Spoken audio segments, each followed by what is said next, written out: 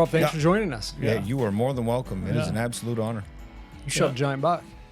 Yeah. You, yeah. Number 1 in the state. Yeah. Very humbling experience. Accidentally fortunate. Yeah. 261 pounds. Yeah. So we get you here to tell your story. Because we all want to hear about it. One of the things I wanted to ask, Robbie, before you get into the story, did you have any trail cam pictures of that deer? I did not. However, after shooting the deer, I had 2 buddies, fellow hunters, send me pictures of that deer on a trail cam. So, no, they were great sports about it. They both said, hey, we've been watching that, but I don't know where their trail cams were. It was all public land. Right. It's private land, but open to public access and stuff. Yeah. Correct. That's like the land we hunt. Yep. The commercial forest. Yep. It's owned by Irving, but they allow everybody to use it. So God bless them. Yeah, exactly. We live in a miraculous state when it comes to that. We're fortunate. Yeah, we are. Yeah, we have a lot of land available to us through that. So very fortunate. Affable landowners. Really, I've come to what you read and what you see. We are very blessed. I've been very blessed as far as you go to other states. It's not that way. Not that way at all. So, 261 pounds. How'd it happen? Bizarro tale, actually. I took that week off of work. Beautiful morning. I went out to, there was a very small field about 3 miles away from where I shot that buck. It was a beautiful little grove field that they had planted some radish and underseeded with clover. Okay. And it was like the other one I'd hunted. It was privately owned, but public access, no posted signs.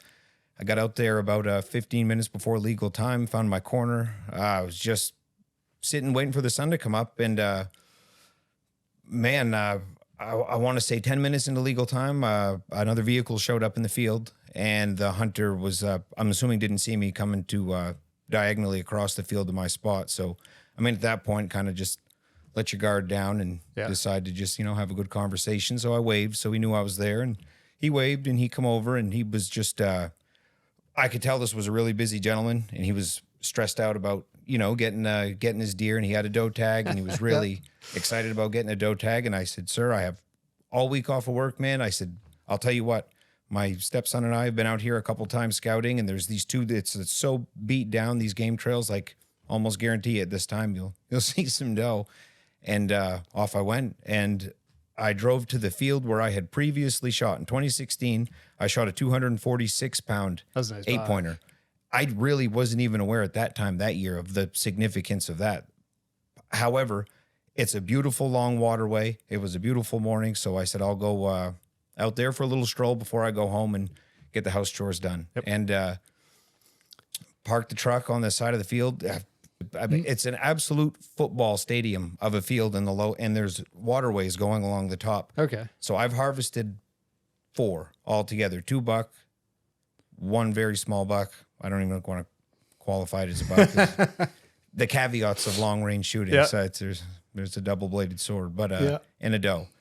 But I parked there. I started walking along the waterways about 100 yards, and it was the most bizarre thing. I look out in the field, and I was very discouraged. The wind was blowing like 11 to 15 miles an hour, something like that, on my back directly where I was walking, and there was 2 deer. There was a buck and a doe, and I just immediately kind of hit the ground on the waterway, put out the bipod, just took my time to get everything set up. I thought by the wind blowing at my back that I had moments. I said, this is...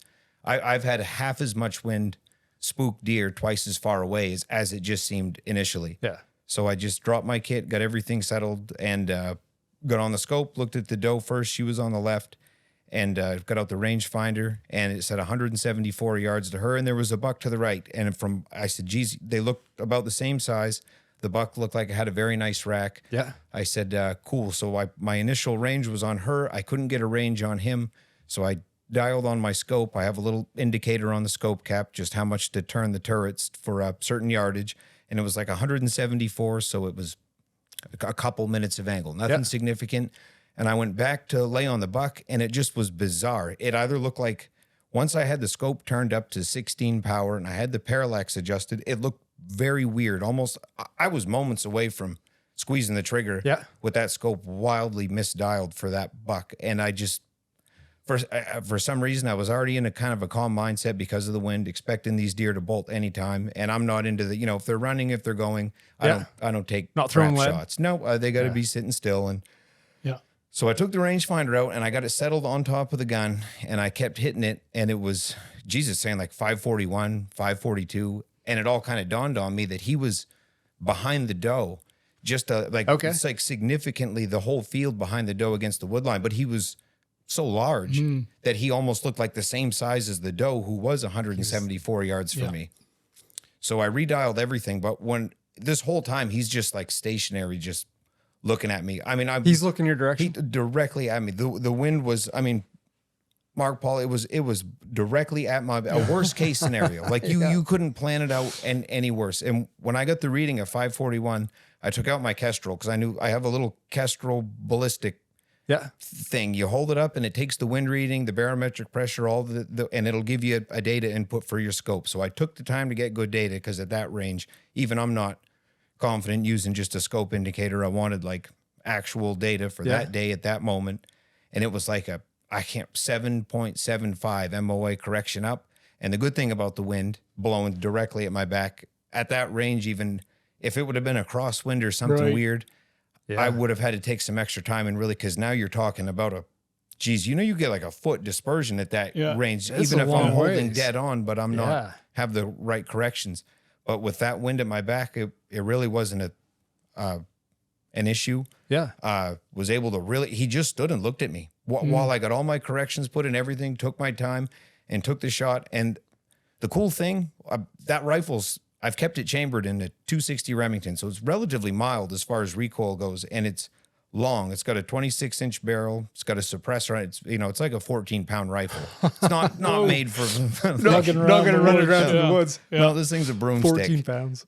But it doesn't move like under recoil. And it was one of the coolest experiences with that buck at that range with all the environmental conditions. I was not quite bullet trace, but I was actually able to see the bullet impact on the side, like kind of see the terminal, see the shock wave in him on the side. And he instantly buckled and went to 2. And I knew it was a good shot. It was, right in his armpit. And I saw it ripple out and I saw him hit the ground.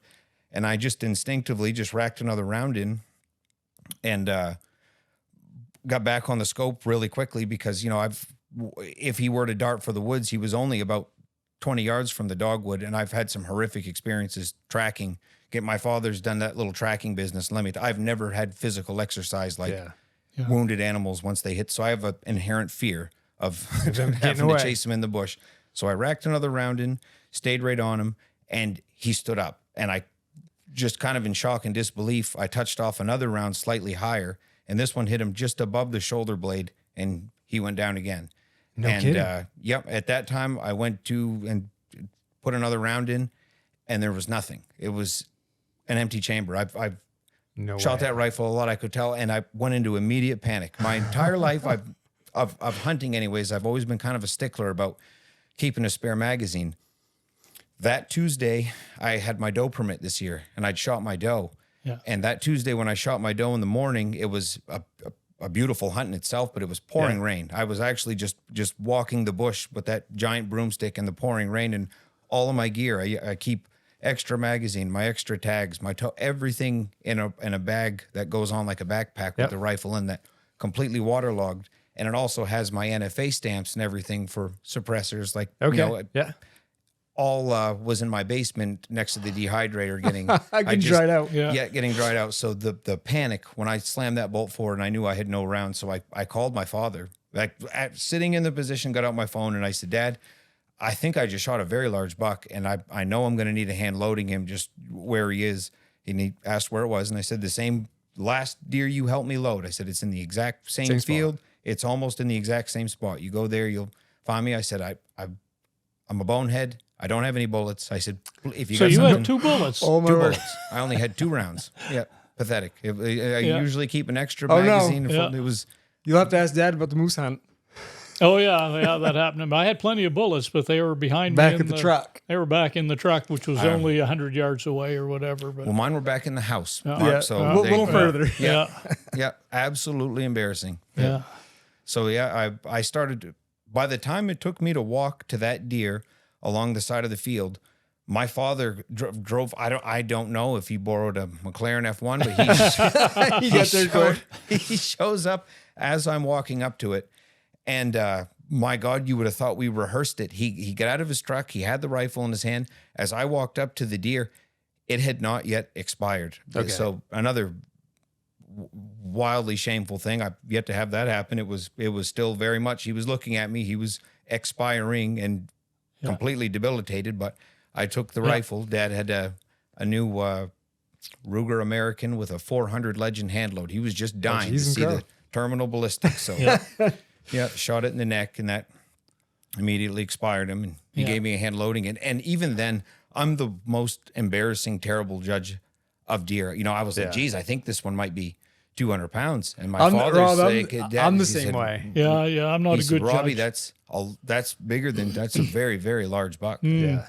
It wasn't until we got it on the truck. Puts it in perspective. Yeah. It was very just bizarre. The hunter in me loved every aspect of it, but the learner in me just is bizarre. How two deer there in that field as the crow flies, not 2 miles from my house. Yeah. As Mark said, that really had me thinking during one of your podcasts that deer and other deer was more than likely has heard human activity. Living in Fort Fairfield. Yeah. And I assume that deer didn't travel any great distance he probably spent most of his life in and around that woodlot you're talking about. And they have exceptional hearing, you know that. I mean, trucks going by on the roads, they hear that every day and stuff. And dogs barking and whatnot. And because a lot of our hunting, Robbie, is done way deep in the woods, you know. I'm envious. Yeah, there's not many deer where we go, but it's a lot of fun. A lot of fun to be in the woods and stuff. But some of the deer we shot probably have never heard or seen a human. Yeah. You know, where we hunt. So this is... I don't think you ever saw a human before. This is Saturday, the third week, Paul, and we cover all kinds of miles and stuff that day in the truck. I don't know if we saw another vehicle that day. We saw one vehicle the whole weekend. Yeah, all weekend. Why do you think that is? People just don't hunt up there like they used to, Robbie. They years ago, there was a few hunters up there, but after 2008 and 2009, 2007, the deer population up there was just about wiped out with hard winters. So people stopped going up to the big woods. We're talking we're probably 50, 60 miles west of Ashland. So it's nothing but woods out there. No, you know, and just no hunters. No hunters out there. The irony is, Mark, that intrigues me to no end. And I could grill you two for hours as far as that, because that is such a traditional form of hunting up here that is so lost. And most of my generation, you know, it's one of the most intimidating forms of hunting there is. Like everything I know compiled my 20 years of hunting, my style of hunting. If I were to just drive into the big woods without a guide and bail out of the truck and bail out of the truck and say, geez, that looks like a lovely scrape and that looks like there's a track. My goodness. But Rob, on the flip side, you're talking about all this stuff about dialing in your scope. That's all foreign to me. You might as well be speaking Chinese to me. Right. Well, like, we shoot with 1 to 5 power scopes, and a lot of times turn down to 1 to 3. There's no dialing anything. Yeah.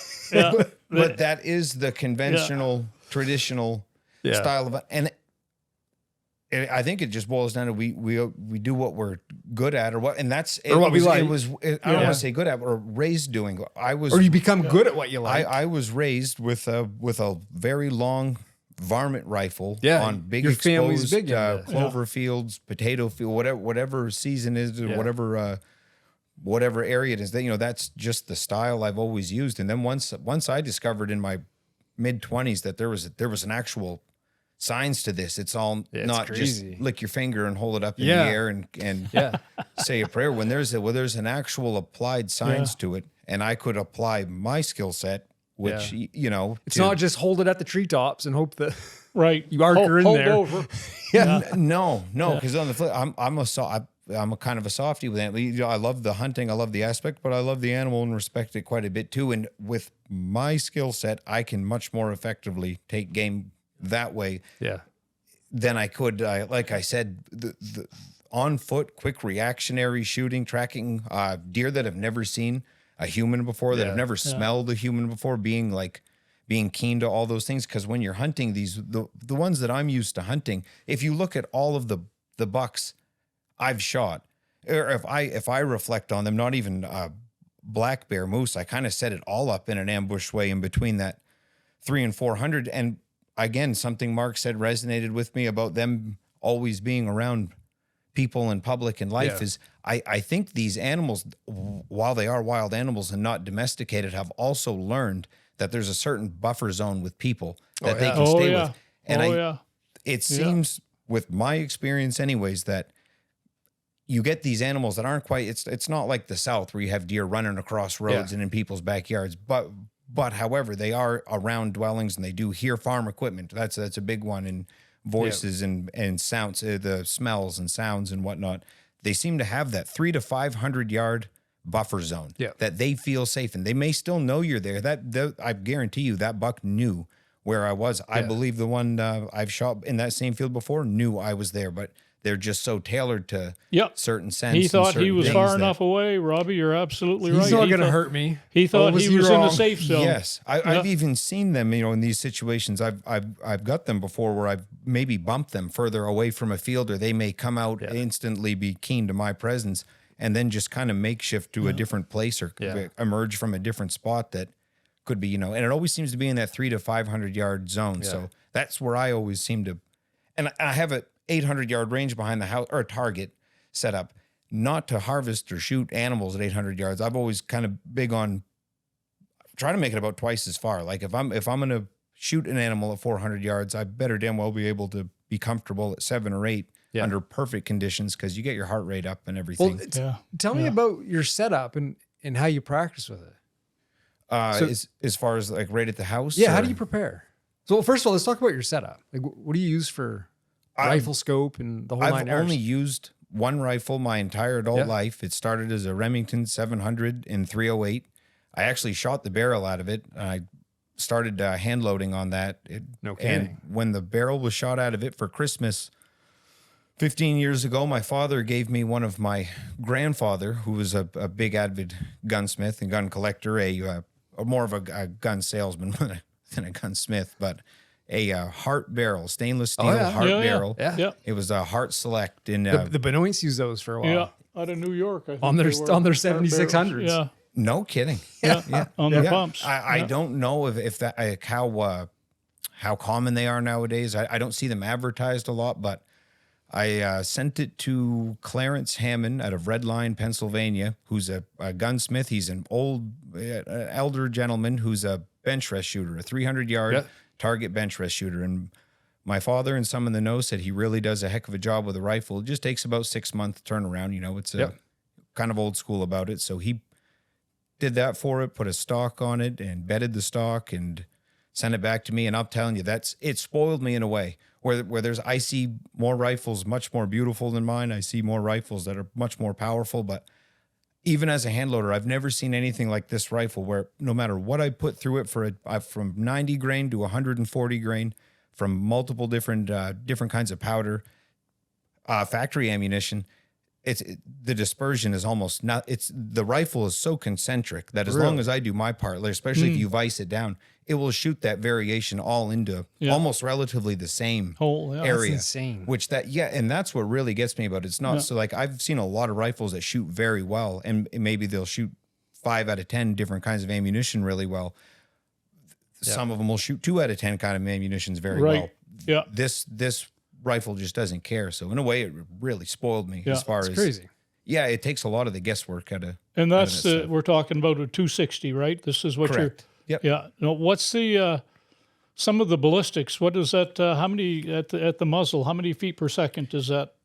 That's to give us an idea compared to like 308 and 30-06 and 270. Your generic Remington advertised loading would have been like a 140 grain bullet going 2,700 feet per second. Oh, that was like the advertised velocities that Remington put out. That's in line with actually a 308. You know, the 308 will shoot 150 grain bullet. I think 28-20. Yep. So the pretty real much in line with the 308. Yep. And I had a lot of good luck with the 308, where the 260 with hand loading and being able to run the very long 140 grain projectiles. Okay. And then that's where the real beauty of the 260 is. You kind of you hear a lot about the 6.5 Creedmoor nowadays. That's kind of like the thing. That's all everyone talks about. The 260 was ballistically almost identical, right? But it just had much inferior loadings. Yeah. But with a hand loader, you can really,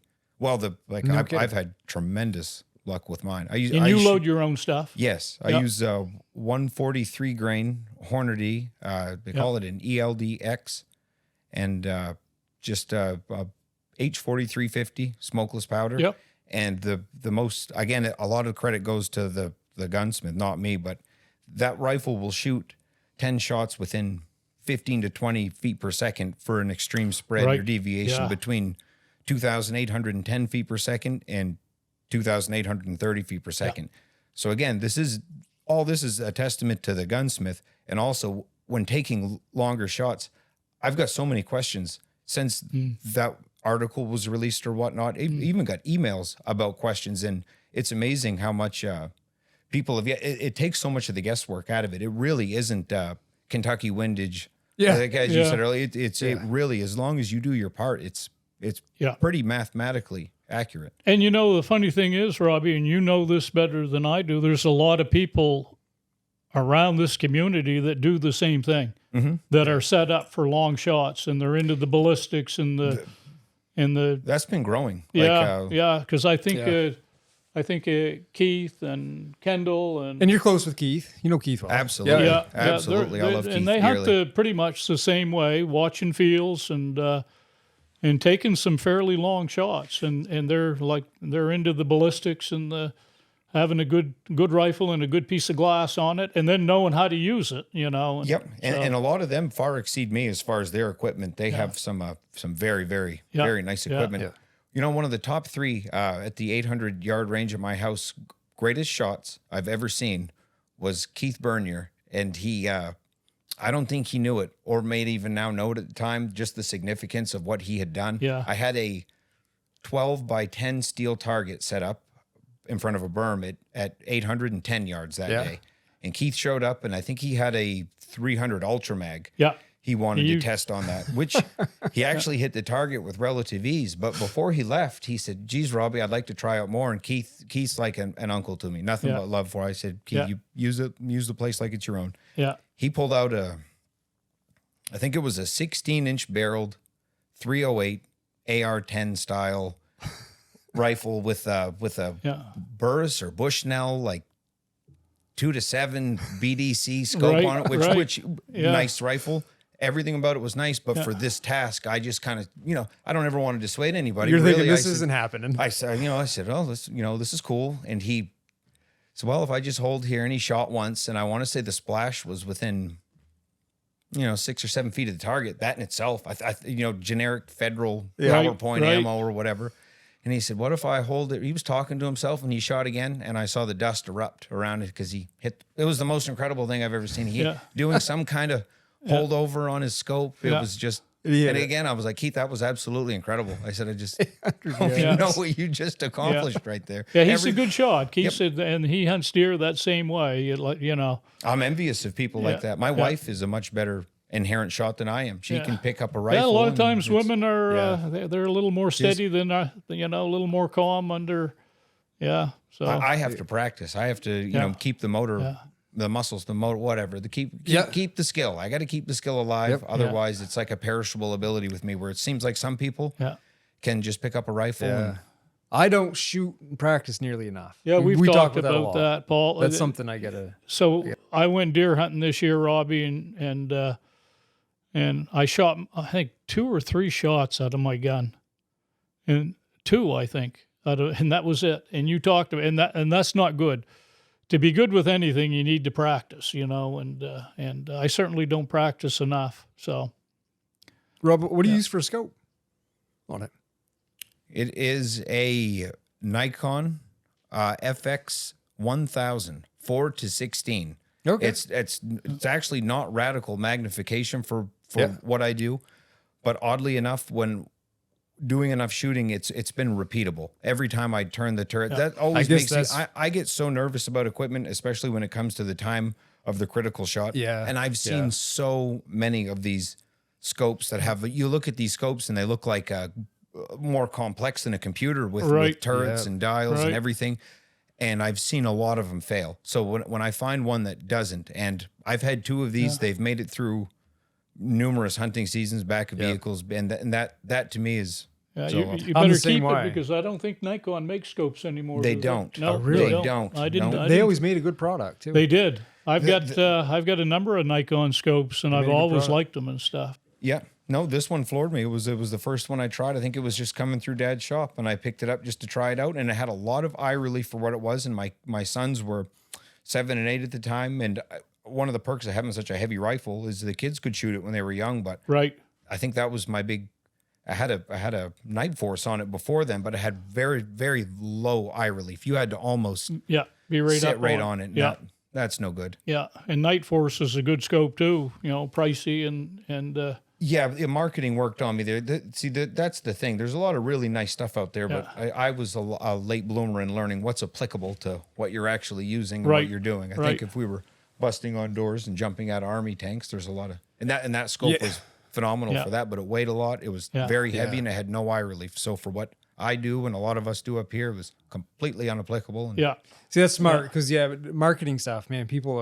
It's hard to stay away from what you're being told you need. Right. By everything on the internet or, TV. Yeah. It's hard to tease that out. Well, that's one of the other things I've got caught listening to a lot of your guys' the podcast about is what works. It seems like Mark has ironed out throughout the years what works and what doesn't work. I'll tell you, some of the stuff you guys talked about that I turned right around, went to Amazon and applied with some of the wool socks, some of the wool clothing. Yeah. You were marketing at its best, Paul, but it worked. It works on me. And I'm thinking, wool's Jesus. The old original performance wear. I'm wearing my wool socks Sportswear. right now, my darn tough wool socks. And every time I look at someone with, no issues with someone who wears Sitka or that stuff. Right, that's good stuff. I'm like, man, I just can't see myself giving up wool for that. Yep. No, you can wear wool in the summer for crying out loud. I wear wool socks all year long. Yeah. Like I say, I get wool socks. I'll wear it all summer. That's all I wear. Wool socks.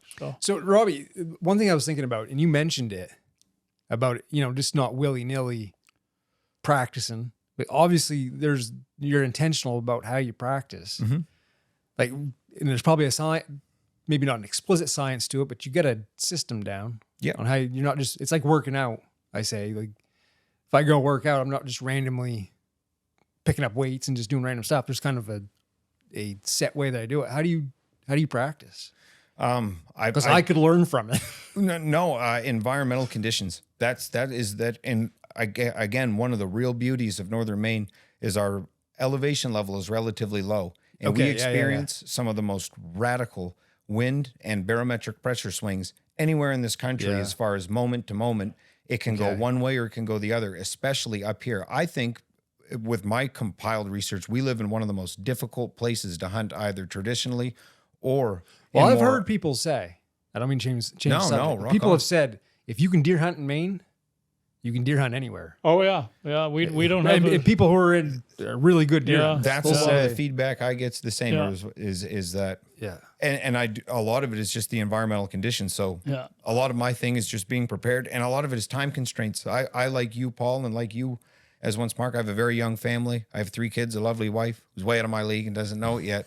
So a lot of time. We won't tell her, Robbie. We'll keep that a secret for you. We'll just keep it between us. So a lot of it is time management. Yeah. So again, the practice for me especially is staying up with environmental conditions and swings, because in that style of shooting, what works in July is not necessarily going to work in November. Yeah, I wouldn't think of that. When your environmental conditions are radically different and your air pressure is radically different, and you got how to gauge different wind calls and stuff like that. It's Jeez, so that being said, Robbie and Paul's I'm in a different situation now. I'm an old man. The kids are gone, but you having limited time to get out there and go hunting, if you're given an opportunity, that may be the only opportunity you get. Correct. So you have to make sure that you make the most of it. Correct. There can't be any errors or anything like that, because if you get a good opportunity at a buck in a season, you're fortunate. Yes, because my kids and wife also hunt. They love hunting. That's right. They enjoy it a great deal. So in a way for me, in a good way, in a positive way, it really is about presenting the first opportunity I can positively, and you know, within reason. I've shot one spike horn, and again, that was in that exact same field, and that was 500 yards away, and that was actually with a 6mm Creedmoor, so a slightly smaller cartridge. Right. But lesson learned there is it looked like a fantastic buck in the scope. Yeah, yeah. Heart shot, just dropped on the spot. Just a little spike horn. So it was a very, very humbling experience as far as the other aspect of shooting at ranges, identification. That has held me up. Yeah. The amount of times I've spent 30 minutes just looking at a deer through a scope thinking, and then you start getting in that last 30 minutes of legal time. Is that a buck or is it a doe? Is it one way or the other? And then, especially in Maine, we talk about it all the time. You can hunt 30 minutes before sunrise and 30 minutes after sunset. Man, if there's no snow on the ground and it's still legal time and you're looking in like an open area and you're like, I couldn't tell if that was a buck, especially at 500 yards. And then you throw some distance in there. Like, that makes it all the harder. There's a lot of caveats to it. Like if that field I was hunting, I knew all season if I was there, I was gonna have, I'd be legal time. Actually, there wasn't 30 minutes after dark. Like by dark, I had to hang my hat up because it could have been the biggest buck in the world, or it could have been a small one. You can't tell. It's happened to us. We've seen deer. I've seen deer at legal time, but it was so dark that you couldn't shoot it. Yep. You couldn't tell what it was. You knew it was a deer, and I'm talking, 10 minutes left of legal time. Yep. So and I'm talking, I was close to it. Yeah. And then you jump in the woods 50 yards away from it, and I still couldn't tell. You jump in the woods at that time. Oh yeah, it's compounded. You can't see your in front of your face. How do you gentlemen do it as far as that last 30 minutes? Do you stay right in the thick of it? No, generally not. Usually I get a long walk ahead of me. Or a drive. So I'm like 2:30, 3 o'clock if I don't think something's going to happen. Yeah. And I'm a long ways from the pickup. Although there was one time you came, that was a cold day. I think I went like 17 miles that day. You were walking up Holy smokes. I'd come out on a road. I was like, this can't be where I think it is. And it was 2:30 in the afternoon, and I started hoofing her. And Dad I had a radio with me, and I just happened to get up on a knoll, and it just went through for a quick second, didn't it? And I didn't hear Dad, hoping he could hear me. And then it was dark. It was 4:45 or so. Yeah. I see headlights coming down the road. I was a long ways, and Dad's like, man, if you would have walked back. So if you would have walked to the truck on the road. I'd probably still be walking. You'd still be walking. You were so far away from me. And we did talk a little bit. You said on your Onyx, or on your, I think your Onyx or GPS, you said it shows a trail up through there. And I said, well, don't take it. Yeah. Because that trail really doesn't exist. It's an old trail on a map, but it's all grown up. Yeah. You'll get in an awful mess if you get in there. So stay right on the road, and I'll make my way down to you. And I did. I drove to you. But I just kept hoofing her. I'm like, hopefully I see headlights here eventually at some point. I remember that evening well. That was in the single digits, I think, that night. Yeah, you were pretty lonely looking when I went up the road there and see you walking up the road. Yeah. You looked pretty lonely. It was dark, and you were covered with snow, and it was cold. I'm a pretty healthy eater, too, and I got back to camp that night, and I think I had 3 great big plates of lasagna. Yeah. I just couldn't seem to get enough food in me. Now, in those last moments, had you saw a nice buck? I shot it. I shot it. Yeah. It helps, Robbie, and you know this in your fields and stuff. When there's snow on the ground, then you can probably hunt, right to the end of legal time. Yes. Because everything's a lot brighter and a lot whiter and stuff. But but with no snow on the ground, it's difficult, that last half hour. Yep. So. But the caveat around here, though, is, I live right on the border. So if you shoot a buck and it gets Yeah. a couple hundred yards away that way. Yeah. So It's that's gone. my father has some private hunting land he and his wife hunt on, and it's on the Canadian border. Yeah, I know and that is a very constant risk he brings up when he decides what to take. He's and got what to not make sure to. he anchors the deer. Yes, because he is at the point now where he said he won't even take even the most mild chance if there's a risk that deer will cross into Canada. Yeah. So his wife Robbie, she got a 200-pounder this year. Yes, she did. Because I see kidding. in the I see it that there was a Kilcollins right beside your name there, and I was thinking that was your father's wife. Yeah. How much did it weigh exactly? I believe 207 pounds. Nice. I believe. Nice. And that was shot on their farm. Correct. Yeah. Yeah, he's got and we could talk a lot about that. He's got quite a setup there. I've never seen it. My but goodness. I've heard a lot about it. Yep. And so just for the heck of it, shoot us out a number. How many deer has he seen in that field at one time? What's the most amount he's ever seen in that field? Okay, so I don't want to exaggerate, Mark, but I can give you one rather astounding real life anecdote. Is he got a hold of me 2 years ago when I was doing a lot of night hunting coyotes. Yeah, I was really invested in that for a couple of years, and a lot of thermal. I had a thermal scope and a thermal spotter, and he said, "My goodness, I'm hearing a lot of activity up at my farm. Can you please go up there and just see if there's something, if there's a pack or if there's a few harassing the messing with the deer." Yep. So I went up there one night, and this was I want to say early August, and I walked out into his field, probably 30 yards into it, as I usually do, and then I turned my thermal on and I looked around. And I very quickly exited, and I called my father, and I said, "There is not a chance that there's a coyote up there because the herd of deer will kill them." And as far as I had, it's hard to gauge with a 2-power thermal, but I want to say anywhere from 20 yards to 300 yards, there was at least 20 to 30. It was unbelievable. Yeah, I've never seen that many. Or seeing is relative through a thermal, but been around. Yeah, that I was aware of that many deer. Yeah, he's got a pretty good setup. I've heard, I've talked to your dad about that. There's been times he's seen a lot of deer in that field and stuff, and pretty sweet setup. So, so Rob, it was 249 pounds, right, or 246? 246. The other deer you shot, yes, right there, 246. Similar story, like, very much. That was 420 yards. And that was with the same rifle, and that one I was actually laying out there just waiting. I actually it was an extremely cold November 3rd, very very cold 3rd. We had no snow and it was very cold, so the ground was hard. And I actually had a bright orange whoopee I was sitting in, just staying underneath, and that buck came out. It's the exact same scenario. He was a one-shot KO, and again, I really didn't understand the significance at that time of how much that, the weight or whatnot, as far as looking into what are they eating or what is it around here, something that could be more repeatable. I'm still now consumed with that.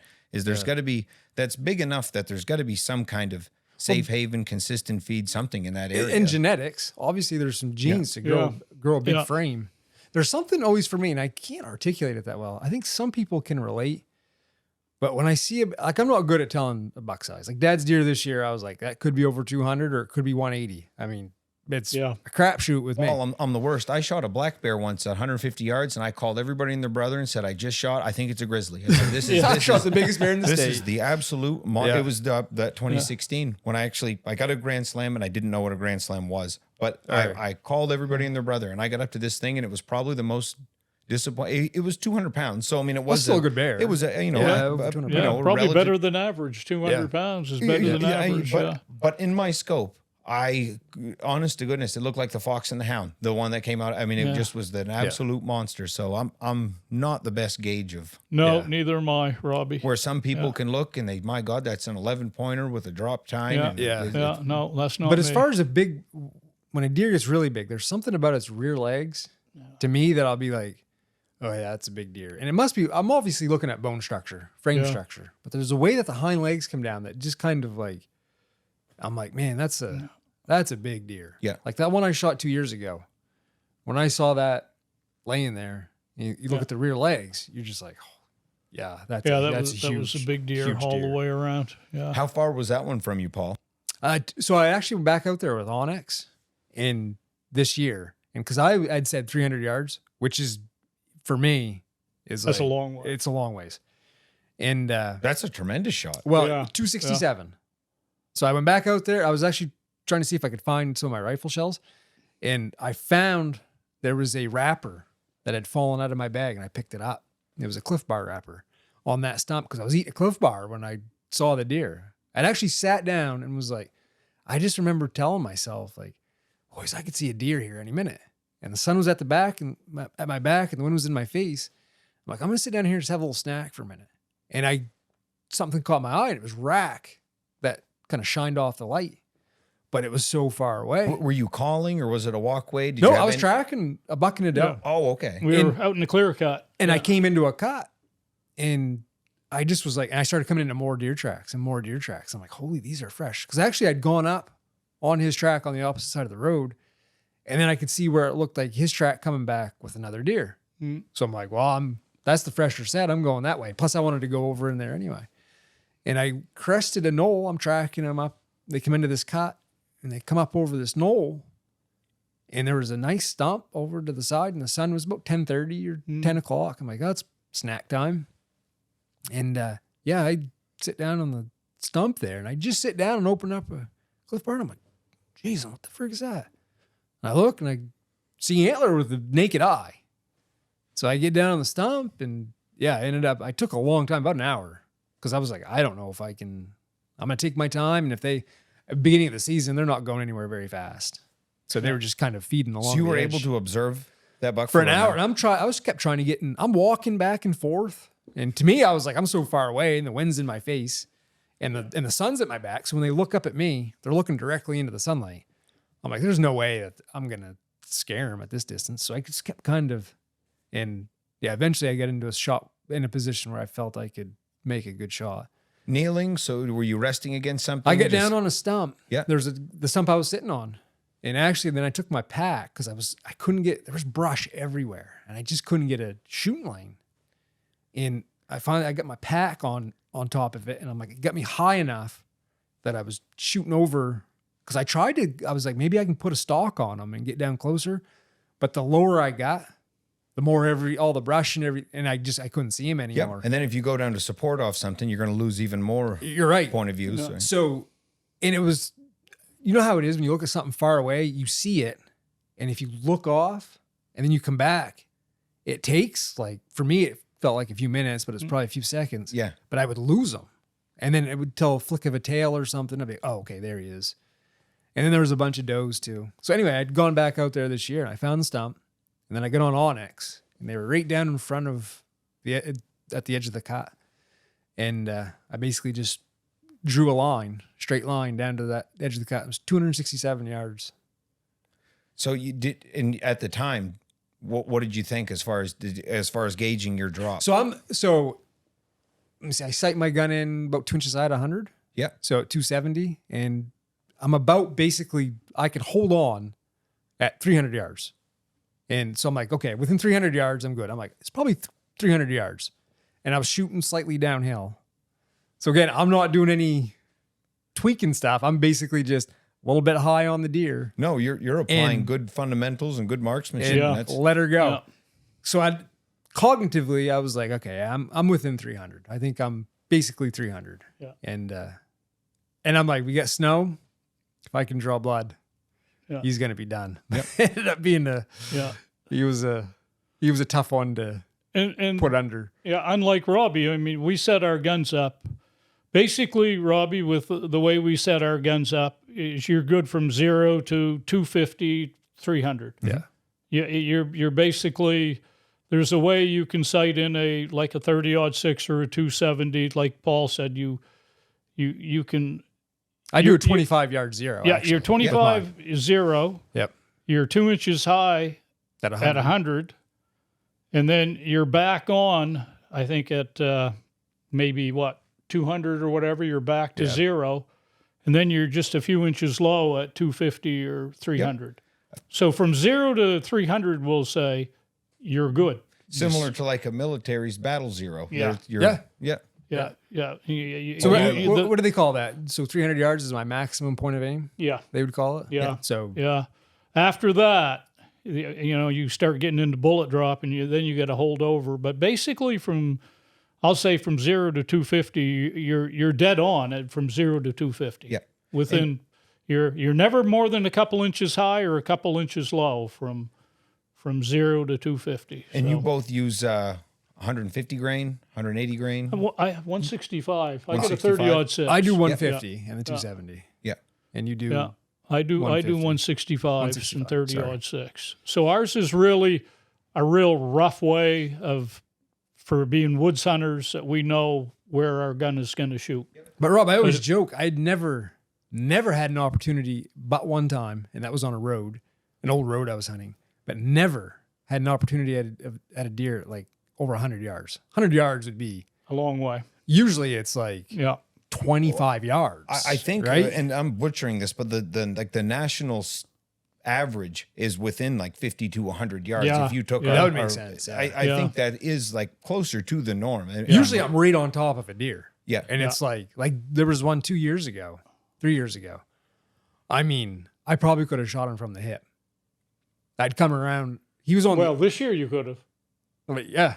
This year. This year you could have. Yeah, I had a little buck I passed up this year that he'd walk right around me, and actually GoPros don't do things justice because they're such a wide angle. Looks like it's quite a ways away.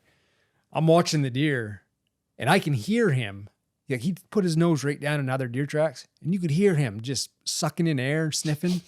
I'm going, and he's literally like right down this knoll from me. Yeah. And it was he had 4 points on one side, and his left side was completely broken off. Yeah. And I'm like, he walked off. I watched him for a while, took a bunch of footage of him. I'm thinking, you don't know how close you came to dying. That's good on you. Like you're lucky I'm sitting here, not my father. Robbie. Yeah.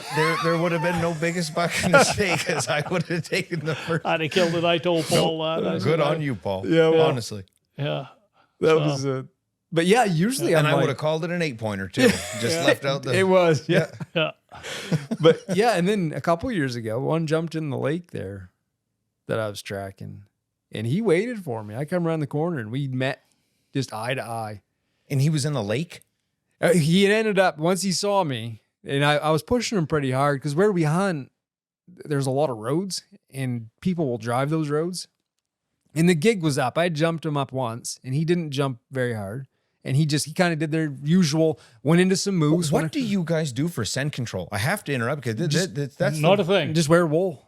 Not a thing. Yeah. Do you expose your clothing to fire smoke before you go out? I don't worry about that stuff a bit, Robbie. Yeah, we've talked about this. I don't believe that there's anything you can do to fool a deer's nose.